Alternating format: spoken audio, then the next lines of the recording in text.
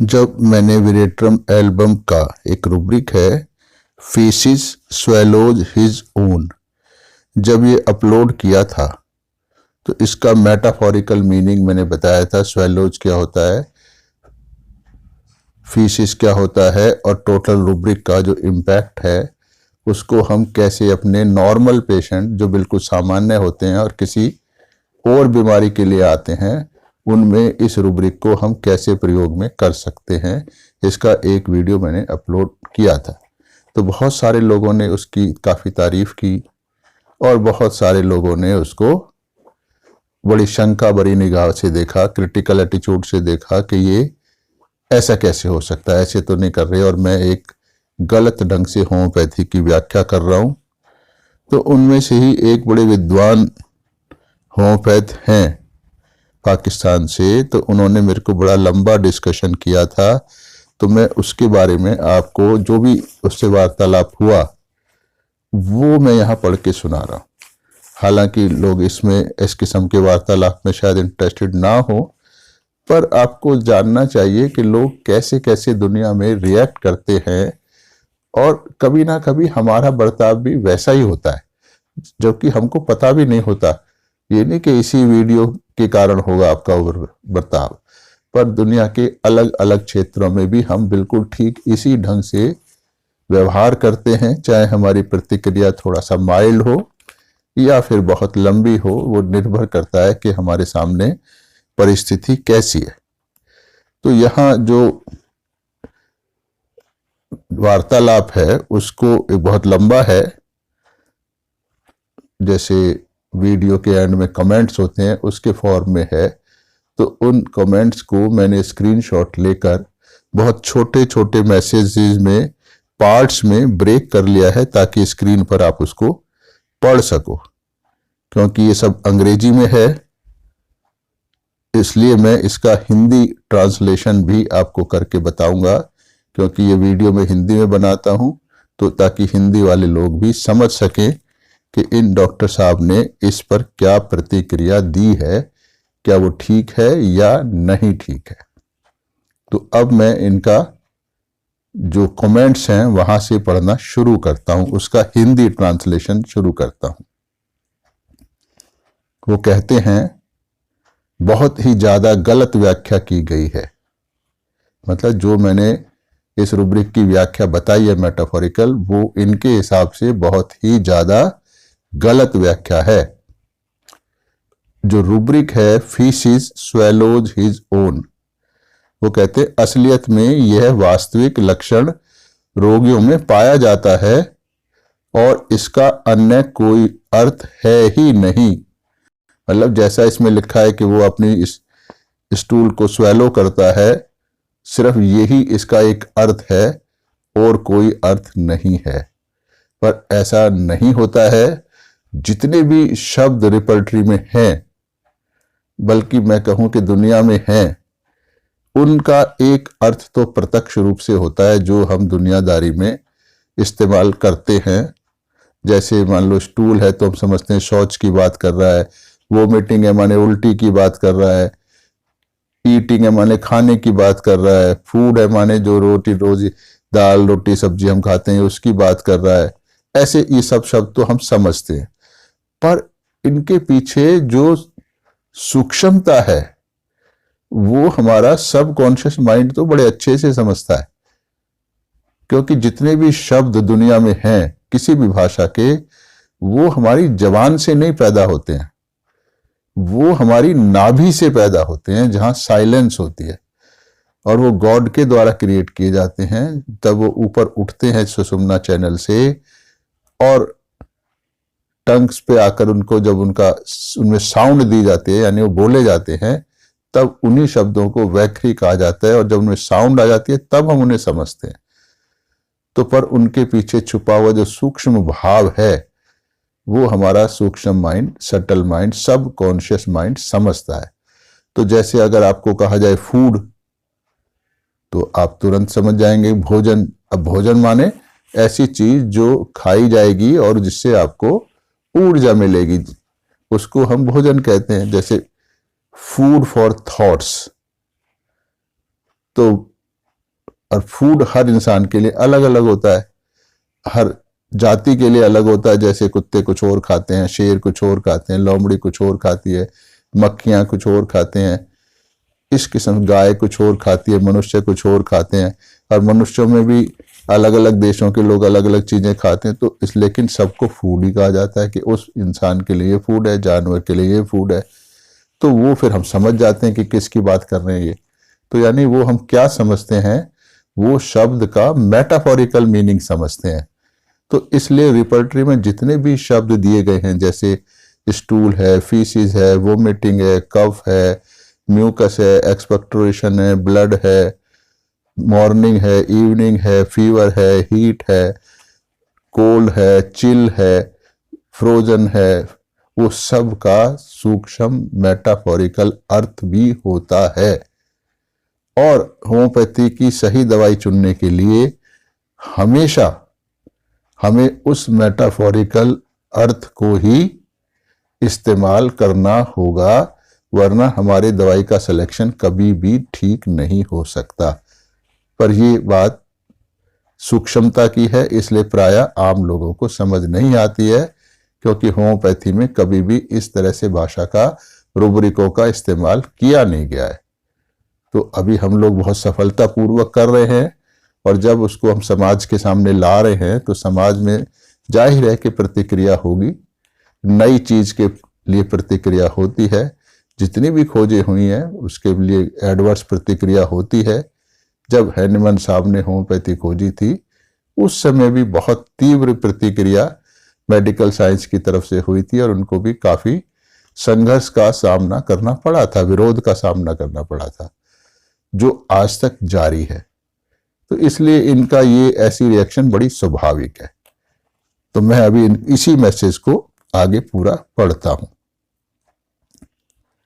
ऐसे बहुत सारे लोग होते हैं जो किसी के पाद, जो फ्लेटस निकालते हैं हम लोग, पाद की बदबू सूंघ कर प्रसन्न होते हैं।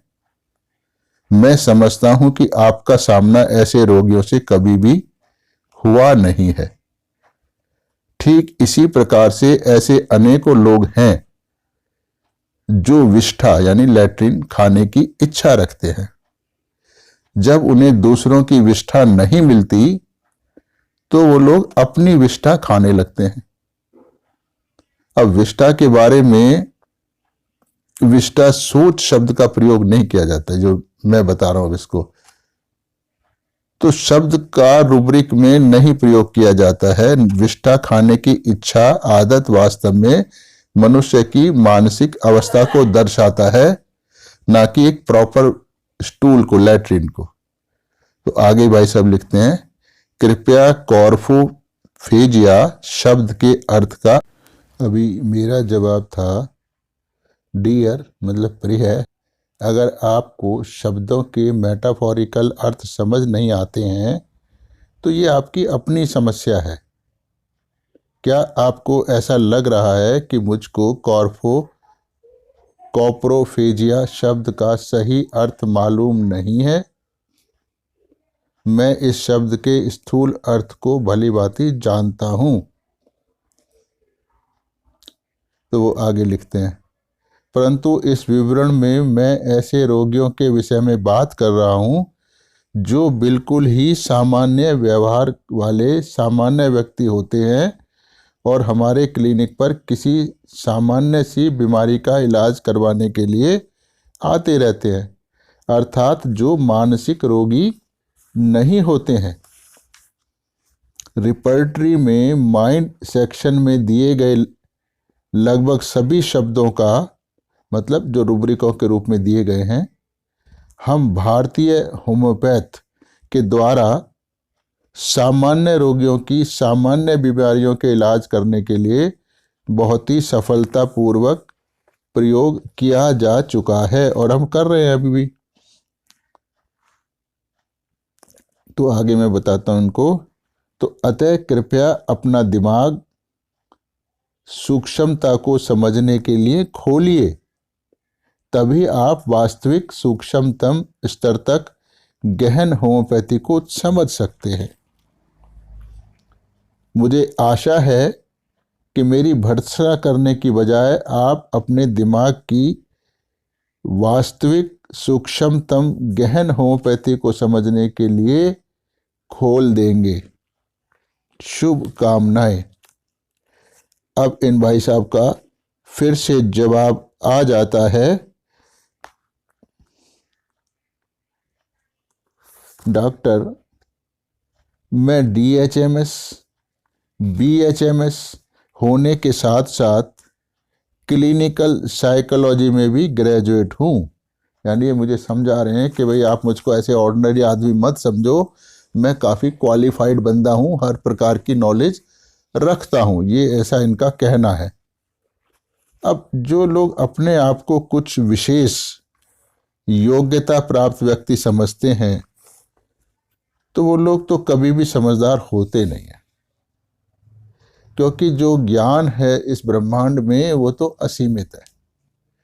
उसकी तुलना में हमको जो कुछ ज्ञान होता है उसका पूरे ब्रह्मांड की तुलना में कोई भी तुलना की ही नहीं जाती, इतना कम ज्ञान होता है। जैसे न्यूटन ने कहा था कि जो समुद्र के किनारे रेत के कण पड़े हैं उनको उन्होंने नॉलेज को कहा कि इतने नॉलेज हैं इस दुनिया में, और उनमें से कुछ मैं रेत के कण लेके जा रहा हूँ। तो आप अंदाज़ा लगाइए समुद्र के किनारे कितने रेत के कण हैं, उनमें से कुछ को मैं कलेक्ट कर पाया हूँ। ये न्यूटन जैसा विद्वान कह रहा है जिसको इतना ज्ञान था। तो इसलिए हमारा ज्ञान तो बिल्कुल सीमित होता है। तो उसका अहंकार करना कि मुझको ये ज्ञान है, मुझको वो ज्ञान है, तो ये कुछ समझदारी वाली बात है नहीं। तो ये सिर्फ एक अहंकार के कारण ऐसे लोगों को होता है, और उनको सत्य समझने की शक्ति उनकी बिल्कुल कुंठित हो जाती है। जिनका भी जितना अहंकार बढ़ता जाएगा, हम सत्य को फिर स्वीकार नहीं कर पाते हैं, अपनी ही बनाई हुई विचारधारा के अंदर फिर चलने लगते हैं, तो वो फिर हमारा अंत होता है। तो इन लोगों को, मतलब जो अहंकार से ग्रसित लोग होते हैं, इनको जो कुछ भी ज्ञात होता है उसी को वो अंतिम शाश्वत सत्य मान बैठते हैं। अच्छा, तो अभी ये आगे लिखते हैं भाई साहब, अतः मैं अच्छे प्रकार से समझ रहा हूं कि मैं क्या कह रहा हूं या मैंने क्या कहा है। मेरा ये मत है कि आप अपने वीडियो से ये संदेश देना चाहते हैं कि swallows faeces of his own जैसा वास्तव में कोई लक्षण होता ही नहीं है। फिर ये आगे लिखते हैं, इस प्रकार की आदतें लोगों में वास्तव में होती ही नहीं है। अब ऐसा तो मैंने वीडियो में कहीं पर भी कहा नहीं है। इसका सीधा मतलब है कि इन्होंने मेरे वीडियो को ध्यान से सुना नहीं, कैजुअली सुना। सुनते समय ही दिमाग में ये उथल पुथल मची रहती है कि ये क्या कह रहे हैं। तो जब हम किसी चीज़ को सुनने देखते समय कुछ अपना दिमाग चलाते हैं तो फिर उसकी सही पिक्चर, सही समझ हमें कभी भी आ नहीं सकती। तो किसी भी चीज़ को समझने के लिए उस चीज़ के प्रति हमारी प्रतिक्रियाएं जीरो होनी चाहिए। जितनी कम प्रतिक्रियाएं होंगी उतना ही हम उस चीज़ को ज़्यादा अच्छे से समझ पाएंगे। पर ऐसा इनके साथ नहीं हुआ, क्योंकि ये तो उस रूबिक जो पहला ही था कि इसका मतलब पूरी तरह से गलत है, यानी तो एक धारणा तो इन्होंने पहले बना ली। तो इस तरह इसीलिए हनुमान साहब ने कहा है कि आपको अनप्रेजुडाइज्ड ऑब्जर्वर होना है। अगर किसी चीज़ के प्रति आपने अपनी कोई विचारधारा बना रखी है तो कभी भी उस चीज़ की सत्यता को आप महसूस नहीं कर सकते, स्वीकार नहीं कर सकते। तो ये आगे कहते हैं, परंतु मेरा कहना है, मैंने ऐसे वास्तविक रोगियों को देखा है जो असलियत में ही अपनी विष्ठा को खा जाते हैं। आप किसी रूब्रिक मेटाफोरिक अर्थ का प्रयोग केवल तभी कर सकते हैं जबकि मैट्रिया मेडिका में ऐसा वास्तविक लक्षण या रूब्रिक रोगियों में देखने को मिलता ही ना हो। अब ये बात तो सत्य है नहीं। रिपर्टरी में जो जितने भी शब्द हैं उनका जितना का भी प्रयोग किया गया है, हम लोग सामान्य रोगियों के लिए भी मेटाफोरिक अर्थ का प्रयोग ही कर सकते हैं, जैसे आप मेरे वीडियोस में देखते भी हो। तो इसमें गहन से गहन बीमारियों का भी फिर ठीक किया जा सकता है। अगर हम शब्दों का मेटाफोरिक मतलब नहीं लेंगे तो जो हम मेडिसिन इस्तेमाल कर रहे हैं उसकी समझ हमारे को बहुत ही सीमित हो जाएगी। फिर हम उसका दवाई का उपयोग बहुत ही कम किस्म के रोगियों में कर पाएंगे, जो ठीक बात है नहीं। तो जब हम मेटाफोरिक लेते हैं, मीनिंग लेते हैं शब्दों का, तो ऐसा करने से दवाइयों के प्रयोग करने का क्षेत्र बहुत ज़्यादा बढ़ जाता है। तो ये भाई साहब और आगे लिखते हैं अपनी बात को। अगर आपके समक्ष यानी आपके सामने क्लिनिक में कोई वास्तविक रोगी क्लिनिक में बैठा हुआ है और वो कह रहा है कि डॉक्टर साहब मुझे एक अजीब विचित्र सी समस्या उत्पन्न हो गई है जिसके कारण मैं उसका वर्णन तक नहीं करना चाहता, यानी वो बड़ी शर्मिंदगी महसूस कर रहा है, तो जब मुझको सेक्स करने की तीव्र इच्छा होती है तो मैं अपने पार्टनर की पाद की बदबू को सूंघने लगता हूं। मेरी यह आदत मुझे बहुत आनंदित करती है, यानी बड़े इसमें मुझको बड़ा मजा आता है। अब मेडिकल साइंस में इस मानसिक स्थिति को एप्रोकोटोफेजिया कहा जाता है। अब ये तो उन्होंने लिख दिया, पर इन डॉक्टर साहब को, जो कि क्लिनिकल साइकोलॉजिस्ट भी कहते हैं, ये मामूली सी बात भी नहीं समझ आ रही है कि यहाँ पर व्यक्ति अपनी इस आदत को सामान्य नहीं मान रहा है, वो तो इसको बताने में भी शर्मा रहा है। यानी वो इस आदत से पूरी तरह से परिचित है कि मेरे अंदर ये आदत है और वो इसका इलाज कराने के लिए आपके पास आके बैठा है। तो यानी इस आदत से वो छुटकारा चाहता है।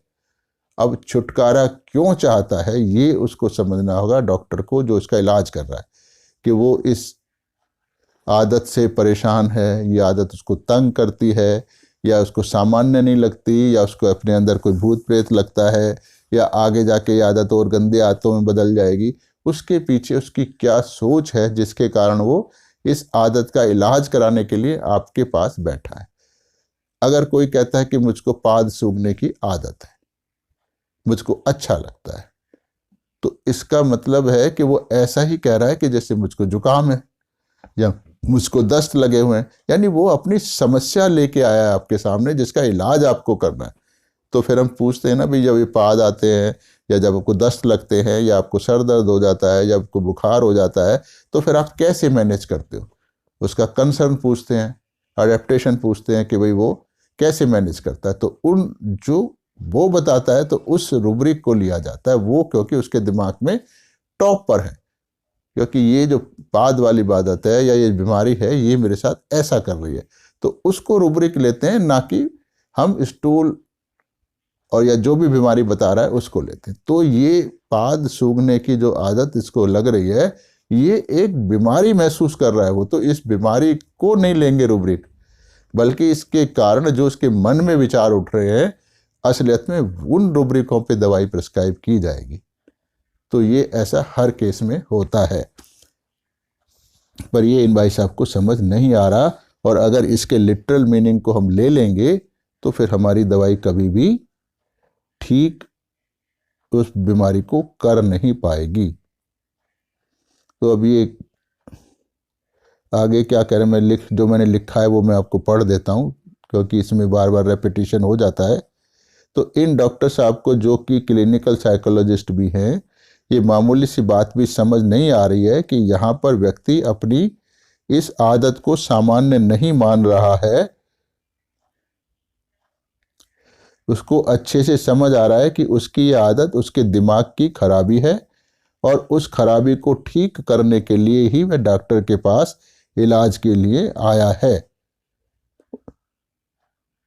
तो ऐसे केस में स्वेलोज हिज ओन फीसिस वाला रूब्रिक तो लगेगा ही नहीं, यानी उस पर हम दवाई नहीं दे सकते हैं। तो इस रूब्रिक का प्रयोग कर ब्रेट्रम एल्बम से ऐसे रोगी को कभी भी ठीक नहीं किया जा सकता। व्यक्ति हमें यह देखना होगा, बल्कि ये देखना होगा कि उस रोगी को अपनी उस आदत से क्या परेशानी हो रही है, वो उसको कैसे मैनेज करता है, वो उसका इलाज क्यों करवाना चाहता है। तो जबकि अपनी इस आदत से उसको आनंद भी मिलता है, तो उसका ये कंसर्न ही सही औषधि चुनने का आधार होगा। तो उस केस में आप उस रोगी से क्या कहेंगे? मतलब अब ये अपना रूब्रिक बोल रहे हैं जो इन्होंने ऊपर बताया है, आगे इनका मैसेज है ये।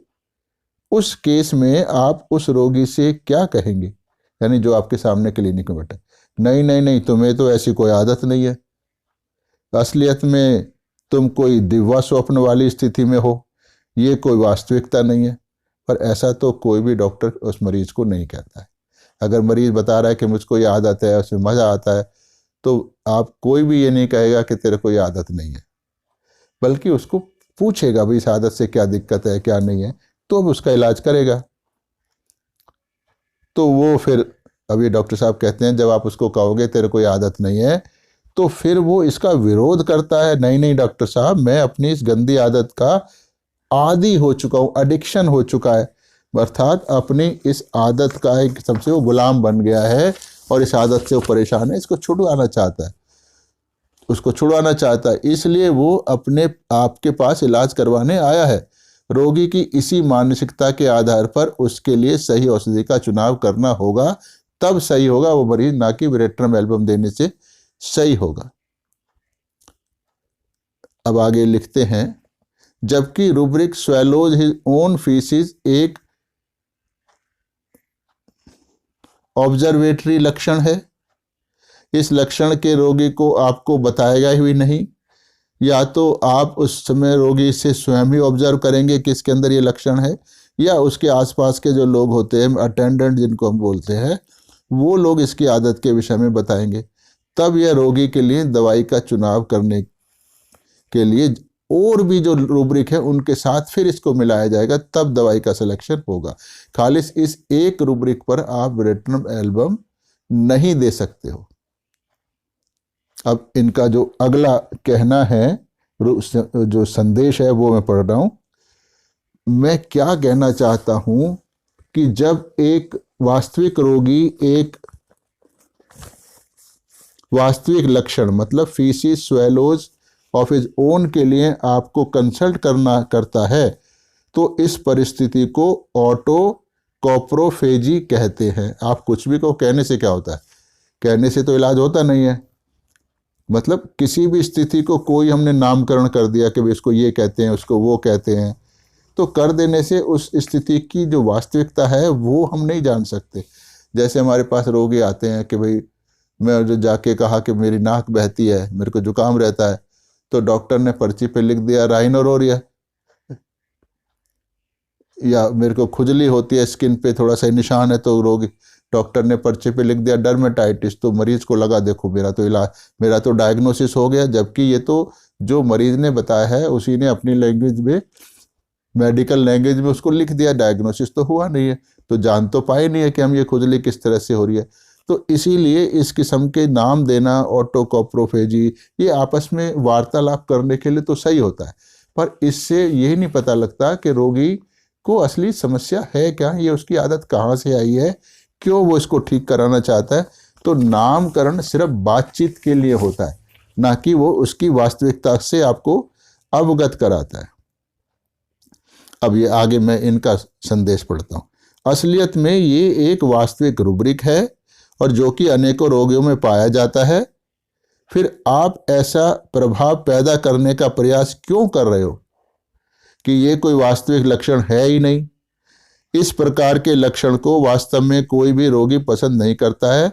फिर इस रूब्रिक का अर्थ यह होगा या वह होगा, मतलब ऐसा मैं कह रहा हूँ, मतलब है कि मैं मेटाफोरिकल क्यों बता रहा हूँ। शायद इन्हें मेटाफोरिकल शब्द का अर्थ किसी चीज़ का केवल काल्पनिक होना समझ आ रहा है डॉक्टर साहब को, ऐसा बहुत सारे लोगों को आएगा, तो इसलिए ही मैं वीडियो बना रहा हूँ। ये अहंकारी लोगों को यही एक बड़ी समस्या होती है, उनको कभी भी स्थिति की वास्तविकता समझ ही नहीं आती है। अभी इनका आगे संदेश है, मैं यह कह रहा हूं कि इसका अर्थ वैसा नहीं है जैसा कि आप बता रहे हो। ये एक वास्तविक रूब्रिक है और हमने असलियत में ऐसे रोगियों को अपने क्लिनिक में देखा है। तो मैं कब कह रहा हूं कि आपने नहीं देखा होगा? बिल्कुल देखा है, रोगी होते हैं, पर इस रोग पर आपको दवाई नहीं दे सकते हो, ये मैं बता रहा हूं। तो आगे संदेश है ये, मेरा यह कहना है कि किसी स्थिति का मेटाफोरिकल अर्थ तभी लेंगे जब कोई ऐसा रोगी हमें मिलेगा जिसको ऐसा कोई अजीब सा लक्षण हो और वो हमारे होम्योपैथिक मैटेरिया मेडिका में कहीं भी नहीं दिया गया हो, तब हम उसका मेटाफोरिकल लेंगे, नहीं तो नहीं लेंगे। अब ये बात तो सत्य है नहीं साहब, क्योंकि हम सामान्य शब्द हैं जैसे रिपर्टरी में स्टूल, फीसिस, यूरिन, स्लीप, कफ, क्वाइशन, मॉर्निंग, इवनिंग, नून, नाइट वगैरह वगैरह जो भी है, पोल्यूशन वगैरह, शब्दों का केवल मेटाफोरिकल मतलब ही अपने क्लिनिक पे रोगियों को लिए सही दवाई का चुनाव करने के लिए करते रहते हैं और बहुत ही सफलतापूर्वक करते हैं। उनसे रोगी बहुत तेजी से ठीक होते हैं, दवाई का दायरा बढ़ जाता है। अब ये कह रहे हैं कि भाई मैं तो ये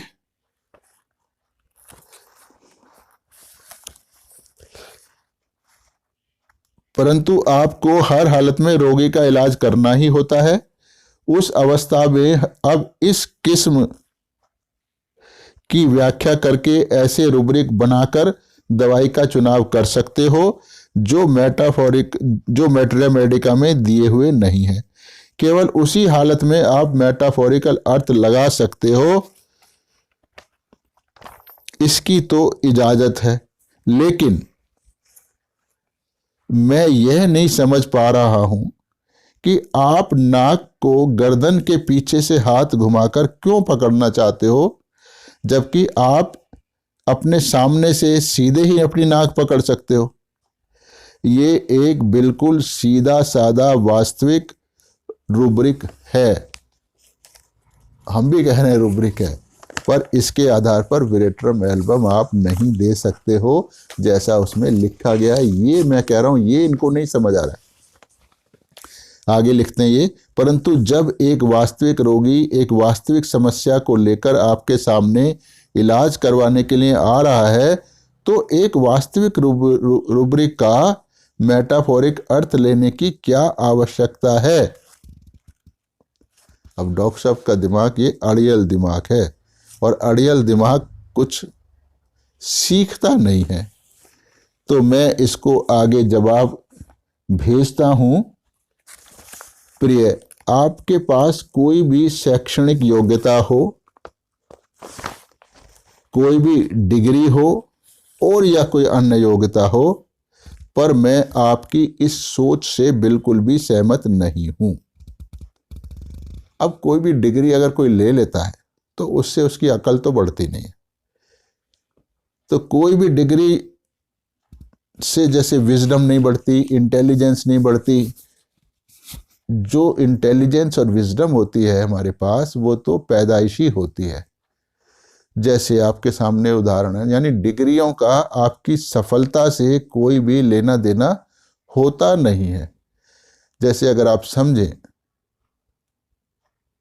आइंस्टीन हैं, बड़े साइंटिस्ट हैं दुनिया के, तो वो तो फेल हो जाते थे। उनको तो उल्टा उनके जो भी टीचर्स थे स्कूल वाले, उन्होंने तो उनको मंद बुद्धि कहा कि भाई ये तो, इसको तो अकल है नहीं, ये तो कुछ सीख नहीं पाएगा। इसी तरह न्यूटन भी अपने क्लास में फेल होते रहते थे, तो पर वो दोनों बड़े साइंटिस्ट बने जिनकी किताबें आज हम पढ़ रहे हैं और पढ़ा रहे हैं। इसी तरह से अध्यात्म को ले ले तो कोई भी गुरु पढ़ा लिखा नहीं था, पर उनके ही बताए हुए मार्ग पे आजकल हम पढ़ रहे हैं और पीएचडी कर रहे हैं। इसी तरह अगर बिजनेस को क्षेत्र लें तो जितने भी ये बड़े बड़े उद्योगपति हैं, टाटा, अंबानी वगैरह, इनके जो ओरिजिनल जिन्होंने ये एम्पायर खड़े किए हैं, वो भी कोई बहुत ज़्यादा बड़ी बड़ी डिग्री लेने वाले लोग नहीं थे। तो इसका सीधा मतलब है कि ये डिग्रियों का जो झंडा हमने अपने सर पे लगा रखा है कि मैंने ये डिग्री ले रखी है और वो डिग्री ले रखी है, उससे आप कभी भी समझदार नहीं होते हैं, बल्कि उन डिग्रियों के बोझ में दबकर आपके सोचने समझने की शक्ति भी खत्म हो जाती है। तो ये बात इनको समझ नहीं आ रही है। इसीलिए मैं होम्योपैथ से सबको सलाह देता हूँ कि जब आप होम्योपैथिक इलाज करें, होम्योपैथिक प्रैक्टिस करने की सोचें, तो सबसे पहले आप ये दिमाग से निकालें कि जिस तरह दूसरे एलोपैथिक डॉक्टर्स होते हैं उनको समाज में डॉक्टर कह के बड़ा ऊंचा सम्मान दिया जाता है और खुद भी वो अपने आप को बहुत विशेष समझने लगते हैं सामान्य जनता से, तो ये भूत निकाल दें और बिल्कुल एक सामान्य इंसान जनमानस की तरह अपने आप को बनाएं, अपनी मानसिकता को बनाएं, तभी आप एक होम्योपैथी को अच्छे से समझ पाएंगे। और जो मरीज आपके पास आया है क्लिनिक में, तो आप उसको उसकी जो भावना है जिसके आधार पर दवाई का चुनाव करना है, तो वो फिर बहुत ही अच्छे से समझ पाएंगे। क्योंकि मैं ऐसे बहुत सारे होम्योपैथिक डॉक्टरों को जानता हूँ जिनका फील्ड कुछ और था, जैसे कोई इंजीनियर था, कोई बिजनेसमैन था, कोई फिल्म एक्टर था, पर उन्होंने होम्योपैथी की बहुत अच्छी प्रैक्टिस करी है और यहाँ तक कि उन्होंने होम्योपैथी की बुक्स भी लिखी। अब जो इस मानसिक लक्षणों के आधार पर जो हम दवाई का चुनाव करते हैं, जिसको रेवोल्यूशनाइज्ड होम्योपैथी कहा जाता है या सैगल मेथड भी कहा जाता है, तो वो जो उनके जनक थे वो कोई डॉक्टर, क्वालिफाइड डॉक्टर नहीं थे, वो तो पेशे से तो गवर्नमेंट जॉब में थे, उनकी तो लाइन ही नहीं थी मेडिकल साइंस, पर उन्होंने इतना विशेष मेथड निकाल दिया जिसके आधार पर आज हम हजारों लोग प्रैक्टिस कर रहे हैं और बहुत सफलतापूर्वक कर रहे हैं। सारा लिटरेचर बदला जा रहा है। तो इसका मतलब है डिग्रियों से आप समझदार नहीं होते हो। तो मैं आगे कुछ और पढ़ता हूं।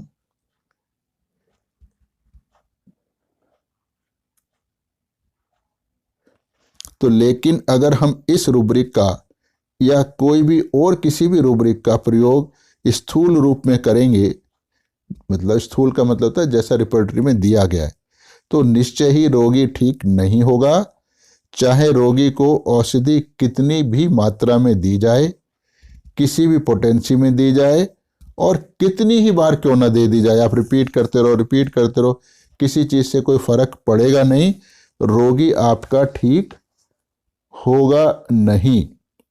तो आगे मैं इसको कहता हूं भाई साहब को, इसलिए मुझसे तर्क वितर्क करने का कोई भी लाभ नहीं है।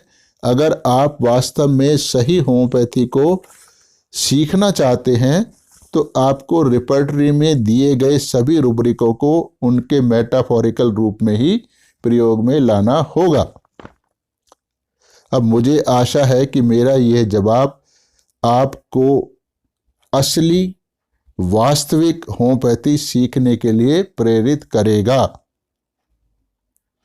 पर आगे क्योंकि ये सारा टाइप करना पड़ता है, जब इसके मैसेज होते हैं टाइप करना मेरे लिए बहुत मुश्किल काम होता है, तो मैं इसलिए लिखता हूँ। मैं यहाँ इतना ज़्यादा टाइप नहीं कर सकता हूँ, इसलिए अगर आप मेरे द्वारा दिए गए जवाबों से संतुष्ट नहीं हो तो आप अपने सभी शंकाओं और सभी प्रश्नों का यहाँ लिख दो या उनको व्हाट्सएप पर मेरे पास लिखकर या बोलकर मुझको भेज दो, तो मैं निश्चय ही आपके हर प्रश्न का जवाब वीडियो बनाकर दूंगा। क्योंकि मेरे लिए वीडियो बनाना ज़्यादा आसान है, क्योंकि उसमें मैं विस्तार से चीज़ों को समझा सकता हूँ, बजाय आपके किसी भी जवाब को टाइप करके यहाँ पर मैं सवाल दूँ।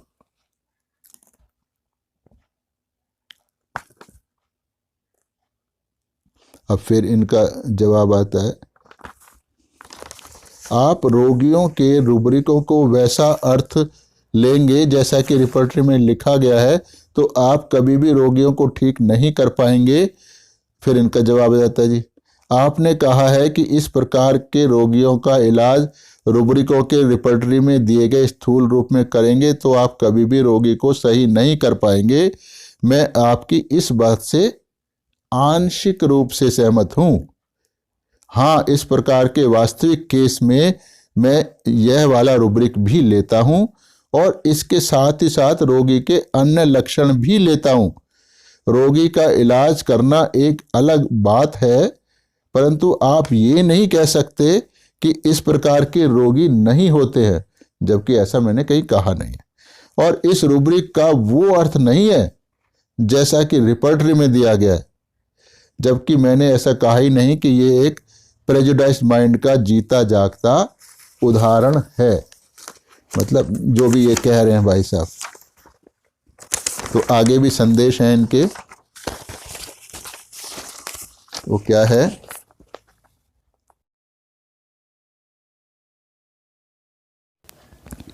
इन भाई साहब का फिर जवाब आता है। वो कहते हैं कि मेरा कहना है कि आप इस लक्षण की ऐसी व्याख्या यहां पर कर सकते हैं, मतलब कि मेटाफोरिकल अर्थ ले सकते हैं, जहां पर किसी लक्षण का सटीक अर्थ नहीं समझ पा रहे तो ले लो। अब अगर किसी रूब्रिक का सटीक अर्थ नहीं समझ पा रहे हैं तो ये तो आपकी नासमझी है ना। रूब्रिक के अर्थ से तो कोई लेना देना नहीं है, रूब्रिक तो जो है वो है ही। तो किसी चीज को नहीं समझना ये आपकी नासमझी है। तो ये आगे लिखते हैं, परंतु ऐसा एहसास करवाना कि मैटेरिया मेडिका में दिया गया यह रूब्रिक वास्तविक नहीं है, मैं इससे सहमत नहीं हूं। अब ये तो बिल्कुल गलत बात है, मैंने ऐसा कहीं भी कहा नहीं है। तो इसीलिए मैं बार बार कहता हूं कि आप मेरे वीडियो को बार बार बड़े ध्यान से देखिए, जैसे कि आप क्लास में बैठे हैं। क्लास में बैठ के भी आप बहुत सारे नासमझियां करते रहते हैं, इधर उधर देखते रहते हैं, शरारतें करते रहते हैं, टीचर क्या कह रहे हैं उनको नहीं सुनते हैं, वो तो वहां तो चल जाता है। पर यहाँ तो आप सीखने के लिए वीडियो देख रहे हैं, तो इसलिए पूरा ध्यान मैं क्या कह रहा हूं, स्क्रीन पे क्या दिख रहा है उस पे लगाएं, तो मेरी बात कुछ हद तक समझ आएगी। और जब बार बार हजारों बार इन वीडियोस को आप देखोगे तो मेरी बात अच्छे से समझ आएगी कि मैं आखिर कहना क्या चाहता हूं, क्यों इतने सारे नए नए वीडियो बना बनाकर डाल रहा हूं। अब दूसरों का पक्ष समझने के लिए करना क्या होता है, जब तक आपका अपना दिमाग खुला नहीं है, यानी अपने पुराने आइडियाज को के खिलाफ अगर कोई नई चीज निकल के सामने आती है, अगर आप उसको बदलने के लिए तैयार नहीं हो, तो फिर तो आप कुछ सीख ही नहीं सकते हो। तो इसलिए कुछ नई चीज सीखने के लिए अपने अंदर एक सीखने की तीव्र इच्छा होनी चाहिए, ये एहसास होना चाहिए कि मुझको ये नहीं आता है, या जो मैं आज तक सोचता रहा वो गलत है। अगर कोई नई धारणा आ जाती है, कोई नया फैक्ट आपके सामने आता है, सिद्ध हो जाता है, तो फिर अपनी पुरानी धारणाओं को छोड़ना चाहिए। पर जब आप खुद ही अपने आप को विद्वान समझे बैठे हैं तो आप कैसे छोड़ेंगे। तो ये सब अहंकार के कारण होता है कि वहां आप कुछ सीख नहीं पाते हो। तो दूसरों का पक्ष समझने के लिए व्यक्ति को खुले दिमाग का होना आवश्यक होता है। अब मैंने ये डॉक्टर साहब कह रहे हैं आगे, क्योंकि बीच बीच में मैं कमेंट्री दे देता हूं तो कुछ कंफ्यूजन हो जाता है, पर फिर भी आप ध्यान से देखेंगे तो आप क्या कह रहे हैं, डॉक्टर साहब क्या कह रहे हैं और मैं क्या कह रहा हूं, ये आपको समझ आएगा। वो कहते हैं, मैंने ऐसे रोगी देखे हैं जिनमें बहुत ही अजीब किस्म के लक्षण होते हैं, जो कि सामान्यतः हम अपने आसपास के वातावरण में नहीं देखते हैं। तो वो तो वास्तविक है, आप मेंटल हॉस्पिटल चले जाओ, वहां बहुत अलग किस्म के रूब्रिक मिलेंगे, पर वहां हम उनका इलाज नहीं कर रहे हैं, हम क्लिनिक में सामान्य रोगियों का इलाज कर रहे हैं। तो फिर उनमें ये रूब्रिक कैसे लगाएंगे, वो देखना जरूरी है। जैसे मान लो हमने कह दिया कि वाशर वुमेन रेमेडी सीपिया को कह दिया, अब आजकल तो धोबी होते नहीं, कपड़े मशीन में धुल जाते हैं, पता भी नहीं लगता, आप सूट बूट पहन के भी आप मशीन में कपड़े लगा के चले जा सकते हो। तो वो वाशर वुमेन रेमेडी कहां से आएगी। तो उसका पहले सूक्ष्म अर्थ समझना होगा कि हमारे सीनियर्स ने उसको वाशर वुमेन क्यों कहा, तब हमें समझ आएगी कि सीपिया की नेचर कैसी है। तो शब्दों को पकड़ के नहीं बैठना होता, समय के हिसाब से शब्दों के रूपरेखा बदल जाती है, बल्कि औषधि की वास्तविक स्वरूप को समझना होता है।